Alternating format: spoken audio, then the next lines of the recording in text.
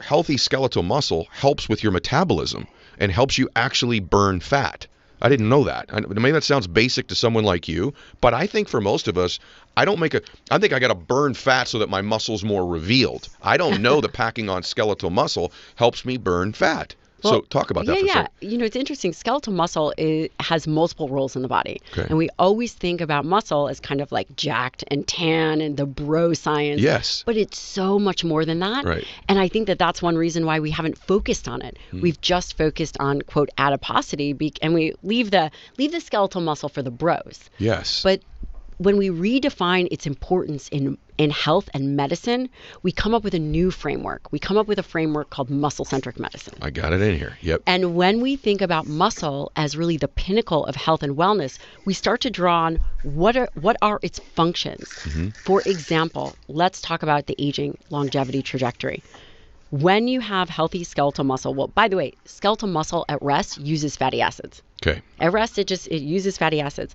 Skeletal muscle is a primary site for mitochondria, your energy powerhouses. Okay. When you lose muscle, you lose mitochondria. You lose the place of energy generation, which we see these changes, right? But we're still chasing obesity. Let's still just chase obesity. When you lose skeletal muscle, you see elevated levels of blood sugar, Yep. elevated levels of insulin. Skeletal muscle is your metabolic sink. It's what we talked about. It's your suitcase. That's one aspect of skeletal muscle. There's other aspects to skeletal muscle as it relates to health and wellness. It's an endocrine organ.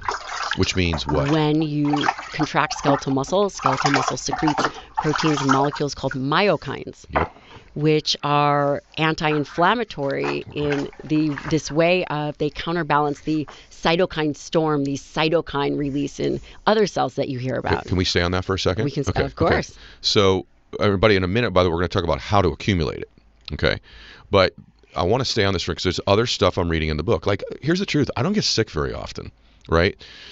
Now, I've called you a couple times going, hey, I'm going on a trip, and by the way, I'm wearing down and here. also, let's say the truth. You travel more than 99.9% of everybody, including some of your friends, my peers. I out even travel them. You're right. But one of the things that you say in the book, like, okay, I want to unpack where you were going, that there's an anti-inflammatory property to this as well. So the benefits of that are that's the breeding ground of disease. So there's actually an immunity benefit. Yeah.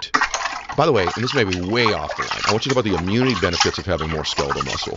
Do you think that any of that had anything to do, even when there was a pandemic, that people that had more skeletal muscle either got through their symptoms of the pandemic faster or survived it at a higher rate than... Because we know obese people had these comorbidities that would contribute to their death, but I'm even wondering about the pace at which you burn through the disease itself. We know that the more healthy skeletal muscle mass you have, the better your survivability against nearly all cause mortality and morbidity against disease.